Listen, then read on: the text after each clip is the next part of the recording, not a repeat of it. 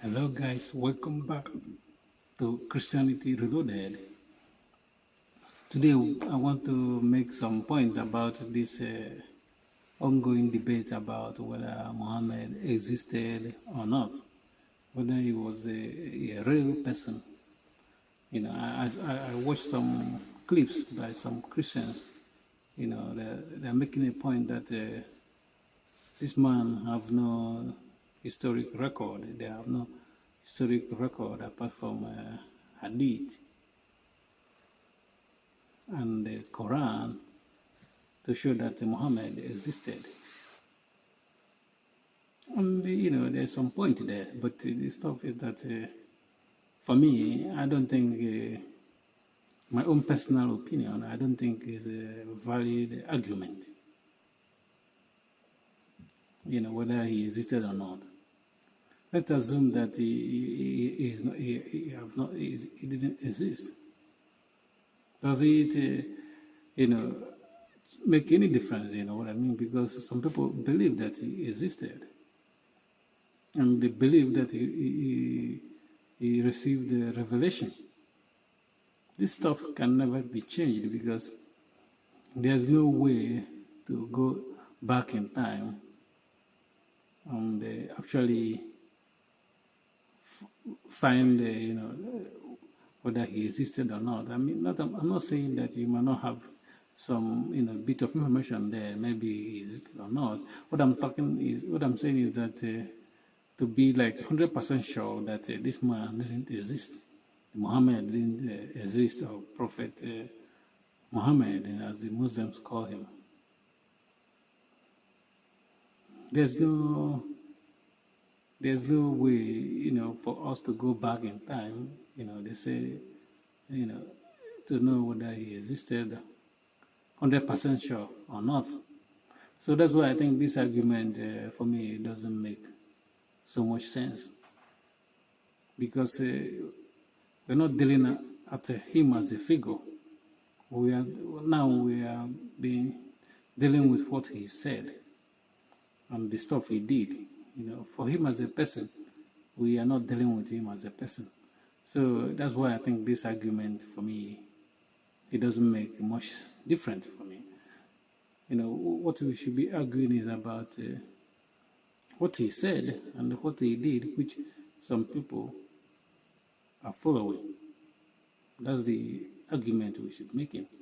We should make an argument based on the text of the Quran and the Hadith. We should not pay much attention if he existed or not, because even if he believed that he didn't exist, other people already believe that he existed. So what is the point? That he doesn't believe that it doesn't make difference, because you are not among them. You're not a Muslim. So it doesn't make, for me, it doesn't make a difference. I think what we should be concentrating is about looking at the Hadith and the Quran, whether those are actual revelation from God or from something else, because people can look at this text and see, and read it, and even do investigations and say, where this text coming from. But this argument about whether he existed or not, it doesn't really change anything, because some people, more than 1 billion people, believe that he existed. So that's why I think, for me, I don't go this route. When I'm talking to Muslims, I don't say that Muhammad didn't exist. Because even if he didn't exist, those that, wrote the Quran, these people are still not good people.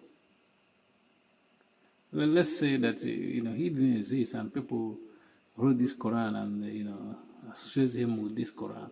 People that wrote it, they're not good people, because of what we see written down there, For me, that's what, even if it didn't exist and some people, write something, the people that wrote this stuff, they're not good. because of this terrible stuff we see that the people, they're teaching people in that book, and people read this book or they recite it, and they go and implement it. That's why you see instead of attacking the person of Muhammad, you have to, whether you have to attack his what he left behind, or what he supposedly left behind, like the Quran or Hadith. Because sometimes you see, why I like to talk about their book or their Hadith, what is written there is because we see that's what the outcome of people that read this their book. Like take for instance Boko Haram. These people, and they're Muslims, What they do, they go and kidnap women in northern Nigeria, and they abduct them and keep some of them as wives or slaves. And people think that they don't have justification for doing that. They have, because it's in their book to go and get women. That because their book is kind of it's men's book. It's all about men there. Even when they talk about paradise, it's what men are gonna get 70 virgin. It's all about what men can get in that book. That shows you that it's not. It doesn't come from God. It's come from something that's not a good something, not good source. The sources of that revelation is not good. What's the revelation is gonna tell you to go and kidnap women? And how God is gonna reward you with 70 virgins in heaven? And heaven is where God dwells. And he's gonna allow you with the 70 virgin where he dwells. If God can afford the 70, that God that afford that 70 virgin, maybe he himself have maybe 1 million virgins. What's he giving it out to you? 70. And you're telling me that God, Almighty God is gonna give you 70 virgins, which means he is producing those virgins, isn't it?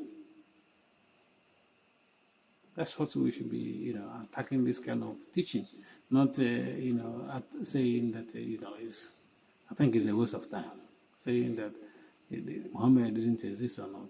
Thank you for watching. Please don't forget to subscribe to our YouTube channel, like our video, and, let us know your opinion, whether you agree or not. And remain blessed, my brethren. Peace.